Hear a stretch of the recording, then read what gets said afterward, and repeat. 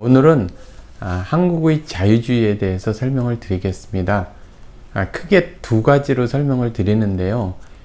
구한말서부터 해서 건국 가정까지 우리나라 자유주의에 대해서 간략히 설명을 드리고요. 그리고 80년대 이후에 벌어진 국제화라고 이야기를 해야 되죠.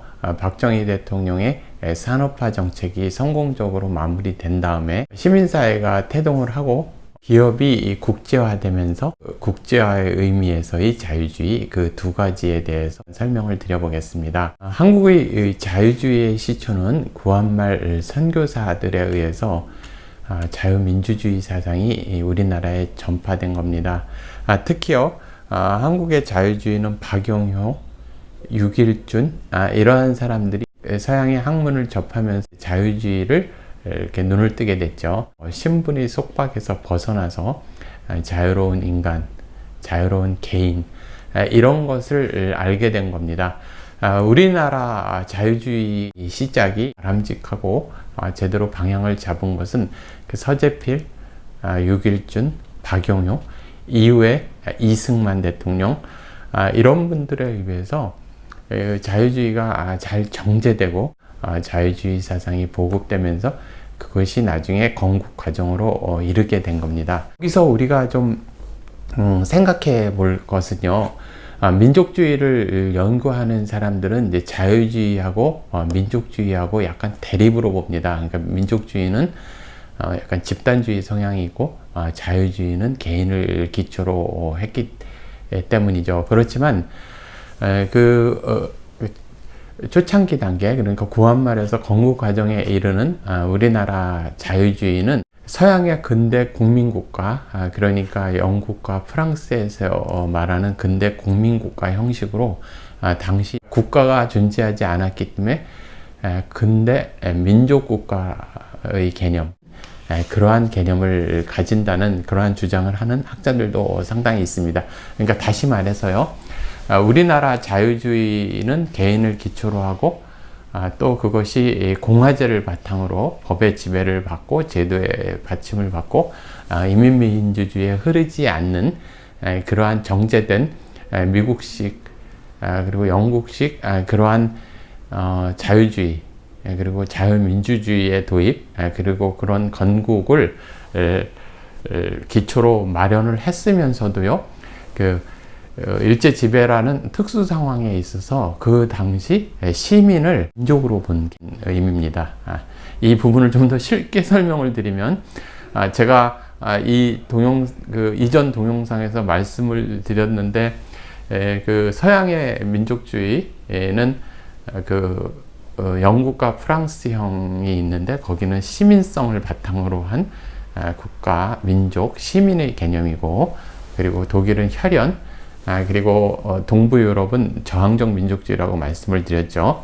그런데 그 당시 생각해냈던 개념들이 근대 국민국가, 그러니까 일제 지배를 받았기 때문에 근대 국민국가로 바로 발돋움할 수 없었기 때문에, 그러니까 민족이 국가를 대신하면서 근대 민족 국가, 이러한 그러니까 중간 과도기 상태를 생각했던 겁니다. 일제 지배 하에서.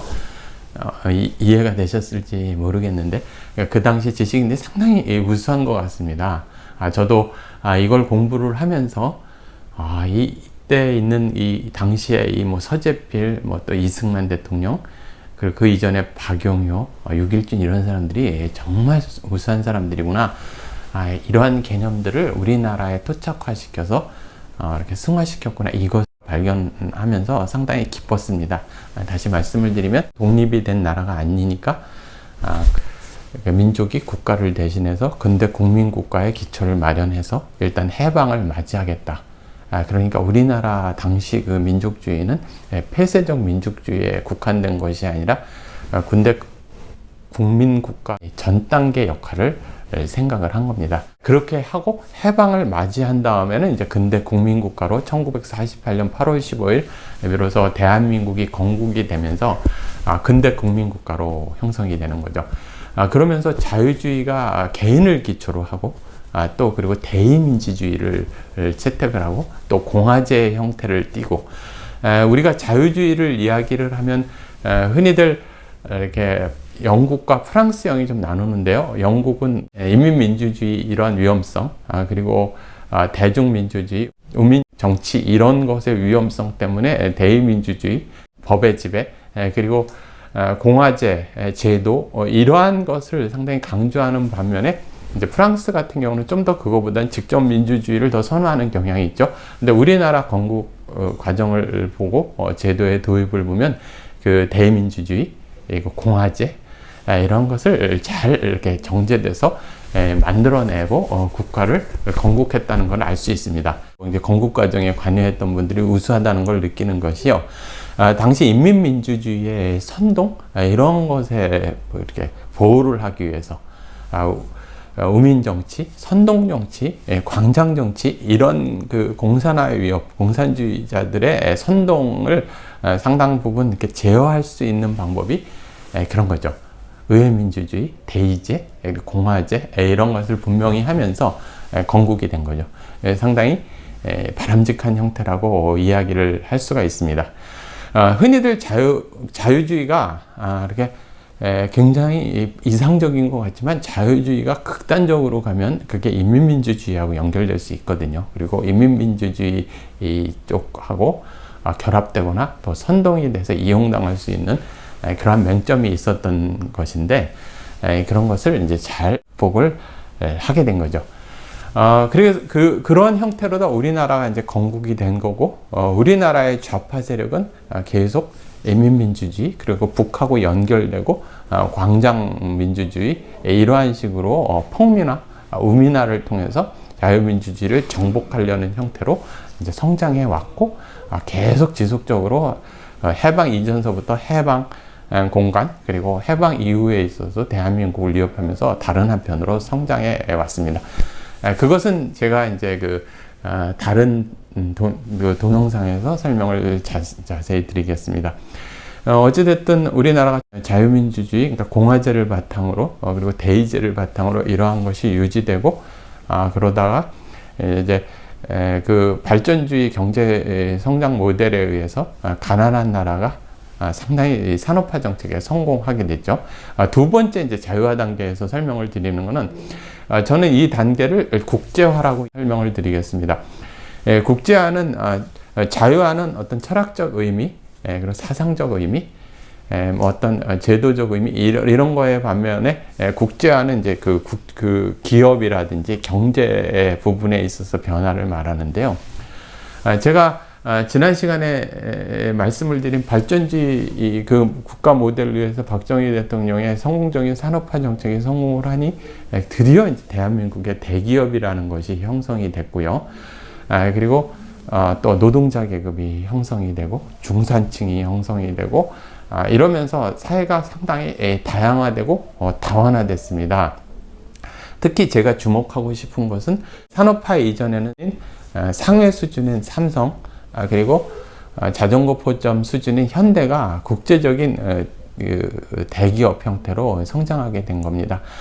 이전까지는 발전주의 국가 모델에서 정부의 지원, 자금, 그리고 정보 이런 것을 의존했지만 이제 산업화 정책이 성공하고 난 이후부터는 80년대 이후부터는 이제 규모가 커져서 더 이상의 자금을 이렇게 정부로부터 조달받는 것 같은 경우 그렇게 크게 필요하지 않았고 또 자체 인재도 충분히 더 우수한 인재들을 확보할 수 있었고 이전에는 만약 사우디의 발전주의 국가 모델에 있어서는 너무나 가난한 나라에서 기업의 인재라든지 자금력이라든지 정보력이 없었을 때는 정부의 5개년 계획에 의해서 인포메이션을 받고 만약에 사우디아라비아에 진출한다면 그 나라의 기후 그 다음에 그 국가 형태, 그 다음에 자금, 여러 가지를 정부로부터 지원을 받고 그걸 인해서 가서 이제 성공을 했다면 이제는 기업이 국제화됐기 때문에 자체 내에 자체 분석 능력도 생기고요.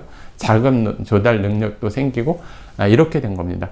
그러면서 이제 우리나라는 대기업 중시로 이제 국제화가 충분히 이루어졌고 경제적 도약을 하면서 기업 부분에 자유화가 이루어진 거죠. 그러니까 발전주의 국가 모델에 있어서 국가의 도움이 이제 더 이상 필요하지 않은 거죠.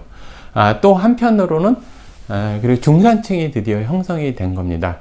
대한민국의 중산층이라는 것은 80년도 중후반 이후부터 비로소 형성이 됐다고 볼 수 있죠. 그 사람들이 가난에서 벗어나서 드디어 이제 마이카를 갖기 시작을 했고, 또 그리고 경제적인 어떤 그 산업화의 그 과실로서 그들은 경제적 부를 이제 다양화와 다원화된 사회를 원하게 됐습니다. 이것이 한국의 자유화를 이렇게 촉진시키는 그런 밑거름이라고 이야기를 할 수 있습니다. 정리해서 말씀을 드리면 한국의 자유화, 기업 부분의 자유화, 그리고 중산층의 형성은 그 박정희 대통령 시절에 성공적인 산업화 모델, 그 발전주의 국가 모델의 그 결과물로서 얻어진 겁니다. 그러니까 우리나라 자유화를 이해할 때는 초창기, 그러니까 구한 말서부터 해서 건국 과정, 그리고 건국 이후 이승만 정부까지의 그 자유화, 그러니까 개인의 기초를 두고 민족이라는 개념을 근대 국민국가의 전 단계, 그러니까 일제시대에는 근대 민족국가라는 과도기적 상태에서 군대 국민국가, 그리고 대의제 공화제를 통한 자유주의 실현, 이렇게 해서 대한민국을 형성하고 그것을 이어받은 박정희 대통령이 이 산업화를 성공시키고 난 다음에 그 기업 부분에서 이제 국제화가 됐고요. 중산층이 형성되고 다양한 시민사회가 형성이 되면서 그러한 어떤 자유화의 흐름이라고 이야기를 할 수가 있습니다. 그런데 좀 안타까운 현실은 한편에 있어서 우리나라의 인민민주주의, 그리고 대중선동, 광장민주주의, 그러니까 말은 그렇지만 사실상 북하고 연결되어 있는 좌경 세력들이 대한민국을 파괴하려는 그러한 세력들은 끊임없이 이렇게 성장하고 있었다고 설명을 할 수 있습니다. 국가 간 좀 설명을 드리면, 이제 그래프를 보시면은요, 이제 일본 같은 경우는 경제 부분에 있어서는 이전의 발전주의 국가 모델, 그러니까 국가가 경제 정책에 상당히 관여하는 형태에서 기업이 커지고, 그리고 그 경제 규모가 국제화되면서 이렇게 이제 그 시장의 원리로 어느 정도 가는 그러한 형태, 그리고 정치도 권위주의에서 민주적 통치로 가는 그러한 이렇게 그래프가 보이시죠? 이게 대한민국도 바로 저런 모형입니다. 발전주의가 성공하면서 정치적으로는 좀 더 민주적으로, 그리고 경제적으로는 더 국가 모델에서 시장 모형으로 가고, 그런데 대만 같은 경우는 이것이 상당히 좀 더디었죠. 더뎌서 경제적으로는 빠르게 자유주의 모형으로 갔지만 정치적으로는 상당 기간 이제 권위주의에 머무르는 그런 형태고, 최근에 한 1, 20년에 비로소 이제 합류하는 이 세네라와 비슷하게 그렇게 정치적으로 민주적인 통치가 되는 그런 형태라고 볼 수 있습니다. 이 부분은 제가 상세하게 또 시간을 두고 설명을 드리겠습니다. 다시 말씀을 드리면 한국의 자유화는 구한말과 건국 과정에 아주 우수하고 훌륭한 그 분들에 의해 가지고 대한민국의 그 자유주의 국가, 자유민주주의 국가가 건국이 된 거고요. 그 바탕에서 박정희 대통령의 발전주의 국가 모델에 의해서 산업화 정책에 성공을 했고, 그 산업화 정책의 성공으로 인해서 기업 부분의 국제화, 그리고 중산층이 형성되면서 자유화가 그 속도를 내기 시작하면서 이루어졌다. 반면 우리 사회를 끊임없이 파괴하려는 인민민주주의 세력들이 체제를 위협하고 이쪽에 한편에서 성장하고 있었다. 그것이 이제 현재 상당히 위험 요소고 대한민국을 위협하는 요소로 다른 한편에서 성장했다. 이것이 오늘 수업의 요약입니다.